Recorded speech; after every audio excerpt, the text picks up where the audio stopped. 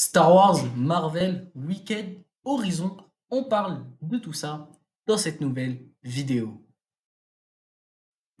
On commence donc les leaks avec l'Amiral Thrawn, donc une nouvelle figurine qui a fuité dernièrement sur Reddit.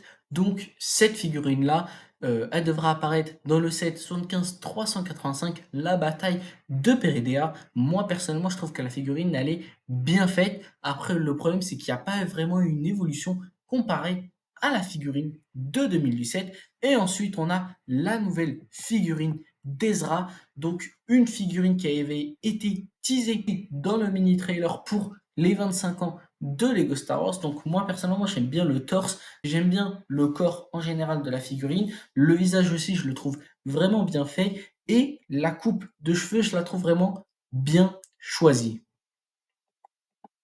On continue donc les leaks avec Wicked. Donc là, c'est plus un leaks, mais une confirmation sur le fait que ce thème-là devrait bien arriver en 2024 chez Lego, plutôt en fin 2024. Donc, il devrait avoir un film pareil en fin 2024. Et donc, Lego, ils nous ont confirmé ça. Mais il y a un mois, un truc comme ça, on avait eu du teasing au niveau des sets. Donc, on sait qu'il devrait avoir 4 sets pour Wicked. Un qui devrait coûter 30 euros, un autre qui devrait coûter 50 euros, un troisième set qui lui devrait coûter 60 euros et le plus gros qui lui devrait coûter 90 euros. Donc on sait aussi que les figurines de ce thème-là seront des mini-idols, donc comme celles de Friends, etc.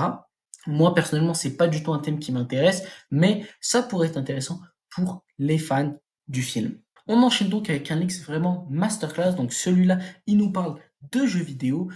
Donc dernièrement, Insider Games nous a teasé que Lego et PlayStation travaillent sur un nouveau jeu appelé Lego Horizon Adventures. Donc apparemment, ça devrait être un remake du Horizon Forbidden West de 2022, mais en Lego. Donc on devrait pas tarder à avoir une nouvelle bande-annonce parce que d'après Insider Games, une bande-annonce est déjà prête depuis presque un mois. On enchaîne donc avec un autre leak que je trouve vraiment masterclass, dont j'en avais parlé dans une de mes dernières vidéos, mais je voulais y revenir parce qu'il est ressorti. Donc c'est le set 76-294, l'école du professeur Xavier pour les mutants. Donc ce set là devrait contenir 3093 pièces et coûter 300 euros. Donc ce set là devrait être disponible le 1er novembre 2024 sur la boutique Lego et devrait contenir 9 figurines: Wolverine, Mystique, le Professeur X, Cyclope, Tornade, Magneto, le Fauve, Dent de Sabre et enfin Emma Frost. On enchaîne donc avec l'avant-dernier liste de cette vidéo qui lui nous parle des Brickheads. Donc pour la première fois, on pourrait parler d'un très bon Brickheads.